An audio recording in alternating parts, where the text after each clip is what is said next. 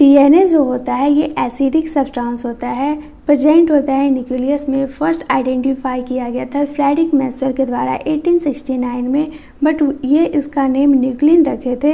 ये आइसोलेट किए थे लॉन्ग पॉलीमर, न्यूक्लियस में प्रेजेंट है, बट टेक्निकल लिमिटेशंस के कारण ये स्ट्रक्चर को एक्सप्लेन नहीं कर पाए, इसलिए डीएनए का जो स्ट्रक्चर रहा ये बहुत लॉन्ग टाइम तक अनडिस्कवर्ड रहा, मतलब कि एक मिस्ट्री टाइप का बना रहा।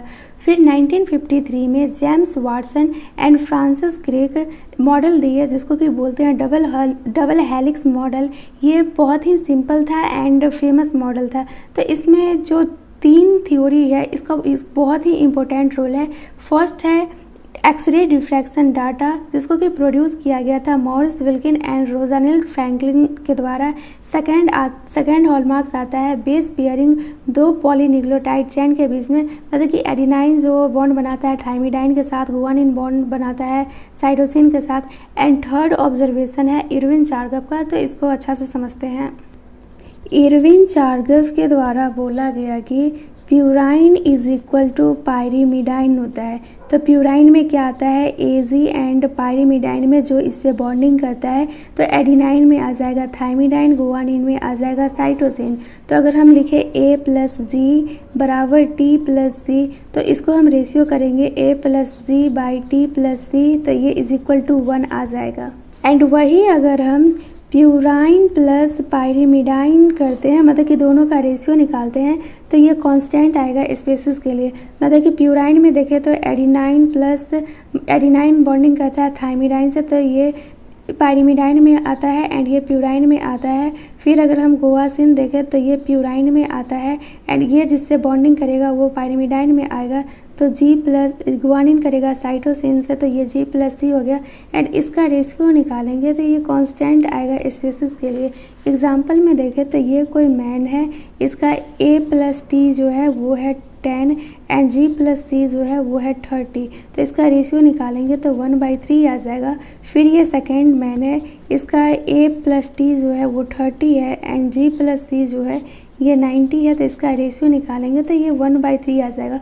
मतलब कि ये स्पेसिस में पूरा कांस्टेंट है, देख सकते हैं एक मैन के लिए 1/3 है, अनदर मैन के लिए भी 1/3 है।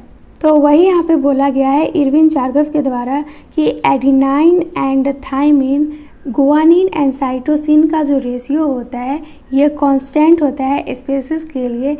एंड प्यूराइन इज इक्वल टू पायरीमिडाइन जो होता है उसका रेशियो इज इक्वल टू 1 होता है। ये देख सकते हैं ये प्यूराइन है एंड ये पायरीमिडाइन है, तो इसका रेशियो 1 है। एंड ये प्यूराइन प्लस पायरीमिडाइन है, तो ये कांस्टेंट है, तो वही यहाँ पे दिया गया है कांस्टेंट एंड इक्वल टू 1।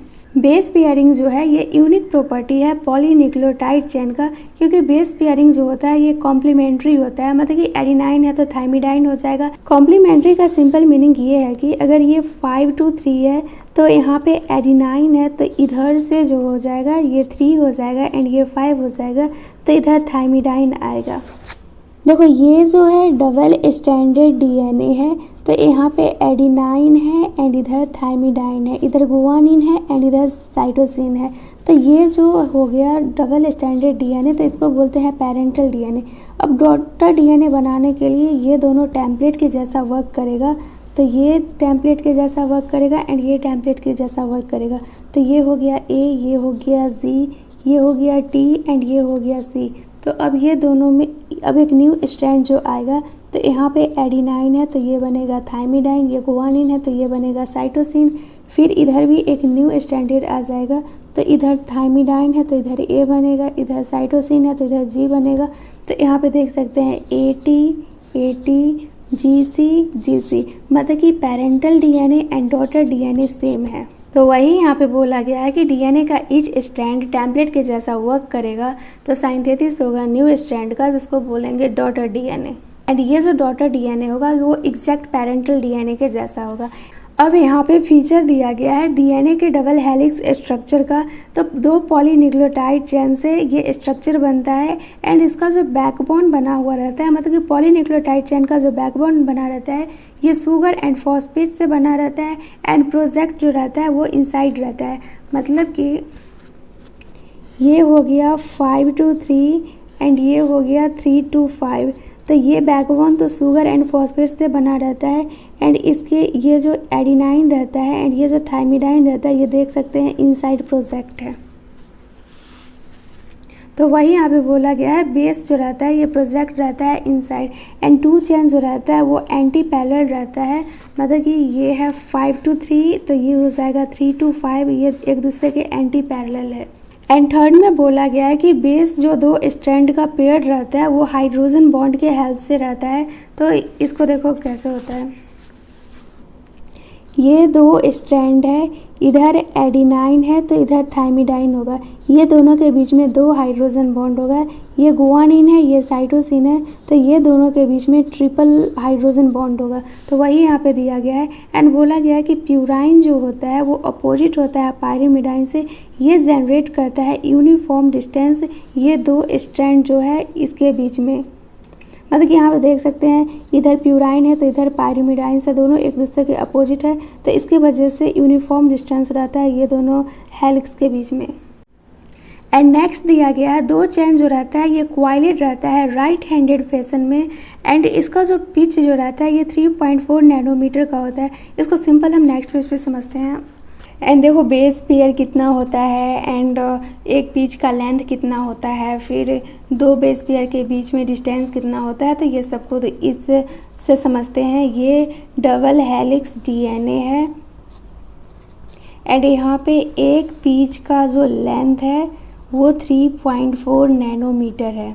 इसको अच्छा से लिखती हूँ, ये है 1 पिच, तो 1 पिच का जो लेंथ है वो 3.4 नैनोमीटर है। एंड एक पिच में बेस पेयर कितना प्रेजेंट रहता है तो वो 10 रहता है, 1 2 3 4 5 6 7 8 9 10 बेस पेयर प्रेजेंट रहता है 3.4 नैनोमीटर में, मतलब कि 1 पिच में। तो अब हमसे पूछा जा रहा है कि ये दोनों बेस पेयर के बीच में डिस्टेंस कितना होगा, तो एक पिच का लेंथ कितना है 3.4 nanometre and total base pair कितना है 10 है। तो जब इसको हम डिवाइड करेंगे तो ये आ जाएगा 0.34 नैनोमीटर। तो 2 बेस पेयर के बीच में जो डिस्टेंस है वो 0.34 नैनोमीटर है।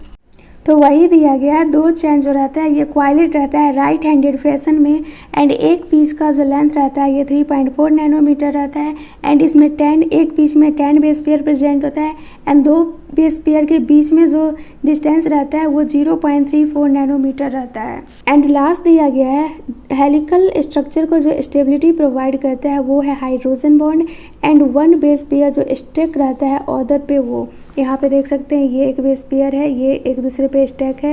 ये दिया गया है डबल स्टैंडर्ड पॉलीन्यूक्लियोटाइड चेन, यहाँ पे फॉस्फेट ग्रुप फ्री है तो ये 5 इंड हो गया एंड इधर OH ग्रुप फ्री है, हाइड्रोक्सिल ग्रुप तो ये 3 इंड हो गया एंड इसके अपोजिट में अब आएगा तो ये 5 है तो इधर 3 आएगा एंड इधर 5 आएगा। ये है DNA डबल हेलिक्स का फिगर। यहाँ पे ये जो शो कर रहा है ये बैकबोन शो कर रहा है जो कि शुगर एंड फॉस्फेट का बना हुआ रहता है एंड ये जो है लंबा सा डंडा के जैसा ये बेस पेयर है। तो वही यहाँ पे दिखाया गया है बेस पेयर को 2 कलर से, ये जो येलो वाला है वो एडिनाइन है, ग्रीन वाला थायमिन है, फिर ये ऑरेंज वाला गुआनिन है एंड रेड वाला साइटोसिन है। इस लाइन में सिंपल दिया गया है कि पहले DNA को समझना बहुत ही कॉम्प्लेक्स था बट अब जब डबल हेलिक्स मॉडल आ गया तो ये बहुत ही इजी हो गया, आसानी से हम DNA के स्ट्रक्चर को समझ सकते हैं। फ्रांसिस क्रिक जो थे वो प्रपोज किए सेंट्रल डॉगमा इन मॉलिक्यूलर बायोलॉजी। इनके अकॉर्डिंग जो जेनेटिक इन्फॉर्मेशन फ्लो करता है वो इस वे में करता है, DNA से RNA में जाता है, मतलब कि DNA से RNA में जाना इसको ट्रांसक्रिप्शन बोलते हैं एंड mRNA से प्रोटीन बनना इसको बोलते हैं ट्रांसलेशन एंड DNA से DNA बनना इसको बोलते हैं रेप्लिकेशन। तो यही पूरे प्रोसेस को बोला जाता है सेंट्रल डॉगमा। तो वही यहाँ पे दिया गया है कि जो इन्फॉर्मेशन फ्लो करता है वो DNA से RNA जाता है, RNA से प्रोटीन में जाता है। एंड यहाँ पे दिया गया है कुछ वायरस जो होता है उसमें इंफॉर्मेशन फ्लो जो करता है वो रिवर्स डायरेक्शन में करता है। जैसे कि हम देखे हैं DNA से RNA जाता है, RNA से मतलब कि प्रोटीन बनता है, तो इसमें उल्टा होता है। RNA से DNA बनता है तो इसको बोलते हैं रिवर्स ट्रांसक्रिप्शन एंड ये वायरस का सिंपल एग्जांपल हम याद रखेंगे रेट्रो वायरस।